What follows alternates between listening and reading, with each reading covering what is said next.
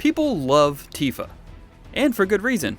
She's pretty, she's a great listener, and, just like everyone's dream girl, is fantastic at doing significant burst damage to enemies in Final Fantasy VII Rebirth.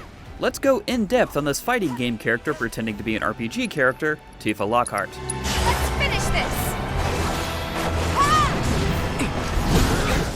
Before really diving into this video, if you haven't checked it out yet, you should watch our full FF7 Rebirth combat guide.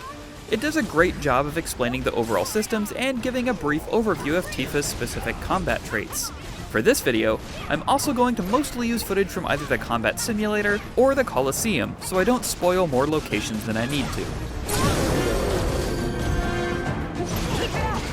As mentioned above, Tifa is the best character in the game for dealing huge burst damage, especially on staggered enemies. Her triangle attack changes depending on how many charges of unbridled strength you've activated, also called chi levels. In her base form, she'll use Whirling Uppercut. After one charge, she can use Omni Strike. And with 2 charges, she can use Rise and Fall. Which chi level Tifa currently has is indicated not only by which triangle attack she has available, but by the glow on her hands. Yellow for level 1, and orange for level 2. Ideally, you'll be at level 2 and have Rise and Fall queued up and ready to go as soon as an enemy is staggered, and then follow up with Omni Strike, and then Whirling Uppercut. This will greatly increase the damage multiplier, increasing the damage both Tifa and the rest of your party will deal during this stagger. Before you stagger an enemy, like a true boxer, Tifa is fantastic at sticking and moving. She can guard cancel out of all of her basic attacks, and dodge cancel out of both her basic attacks and the recovery of a lot of her abilities, so you don't have to be super committal to any big moves until you finally get the chance to lay on the hurt. If you want to be even more optimal, you can guard cancel her basic power attack by holding square and then pressing R1 right when the attack hits. You still get the damage and the meter build without having to wait for her to come back down, and every time you hit with this during a stagger, it adds another 5% to the damage multiplier. Guard canceling is so important for her because with the right materia, which we'll go over later, blocking can be an even better option at building ATB than attacking. Now let's take a look at all of Tifa's weapon abilities. Don't think you'll walk away from this! Tifa comes with 2 awesome abilities when you start. The aforementioned Unbridled Strength, which also strengthens her basic attacks and lengthens her combo strings, and Focus Strike, a quick backwards evade followed by a lunging strike that helps fill the enemy's stagger meter. These will both be in heavy rotation throughout the entire game. Dive Kick, which you learn from Tifa's Leather Gloves weapon, is a great damage dealer after enemies have been staggered and you apply her various multipliers. As mentioned in our combat video, performing Dive Kick while already airborne significantly shortens the activation time, so your early combo after building your 2 charges with Unbridled Strength will be Stagger, Rise and Fall, Omni Strike, Whirling Uppercut, and then, if you have 2 ATB, Focused Strike into Dive Kick.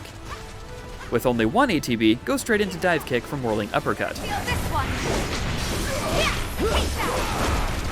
This sounds a lot more complicated than it actually is, since you'll only be pressing triangle 3 times, followed by 1 or 2 abilities.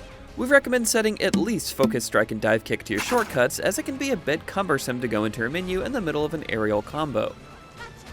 Reverse Gale, which you learn from Tifa's Sylph Gloves, is a wind-aspected attack that pulls enemies towards her, launches her and nearby enemies into the air, or, if used while already airborne, throws them into the ground. What makes this move super useful in the early going is that a lot of flying enemies in Rebirth are weak to wind, so you'll be hitting their weakness while also getting close enough to get some attacks in.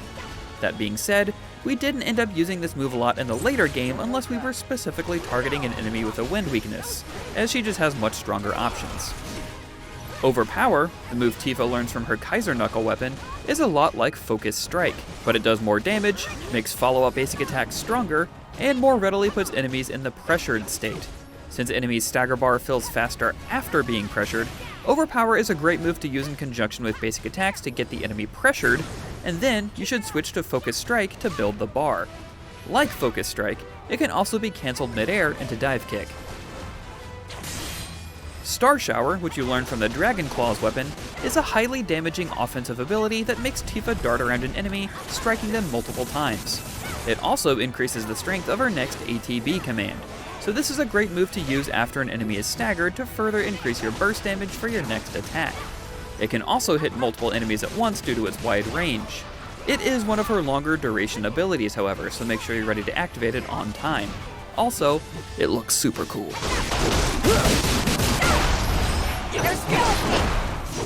Chi Trap, which you learn from Tifa's Tiger Fangs weapon, is a ball of energy that she sends out and parks on top of an enemy, doing damage over time. It scales with Tifa's magic attack, so this is probably an ability you won't be using in regular rotation unless you have a very specific build for it, as much of Tifa's kit relies on physical damage.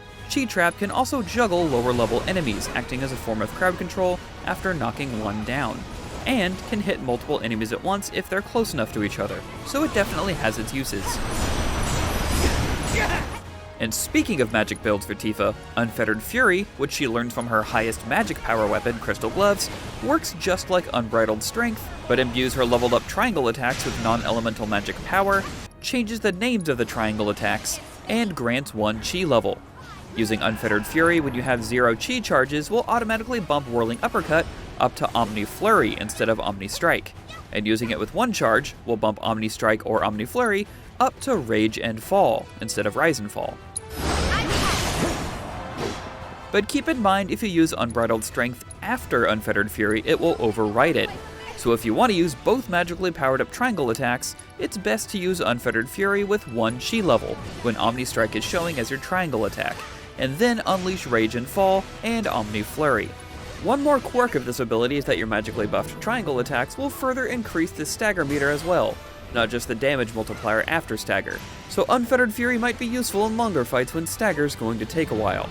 It's quite a bit to wrap your head around, which is probably why you get this weapon ability so late in the game. But between Unfettered Fury and Chi Trap, you can really deal some high magic damage if needed. And just like your Chi levels, Tifa's hands glow a particular color as a tell for which level she is. A whitish blue glow for level 1 of Unfettered Fury, and a purple glow for level 2. Tifa's final weapon ability, True Strike, which you learn from her weapon Yarn Grieper, brings her back to her most punishing basics with a really big punch that further increases her staggered damage multiplier. Between all your triangle abilities and True Strike, if enemies even survive the beating up to that point, they'll be looking at least a 240% damage multiplier. While technically classified as a weapon ability, you actually learn Trinity Strike from Tifa's Folio. It's a tremendously damaging attack that requires 2 precise square button presses, once after she dashes backward, and again after her final kick in the air. It's pretty easy to mess up and requires a still opponent, but if you can get it off, especially during a stagger, the results can be devastating. Since she's mainly a grounded character other than her moves that cancel into dive kick, Tifa's most important synergy skills will send her skyward, namely Soaring Flurry with Cloud and Red 13, and Heavenly Ascent with everyone else.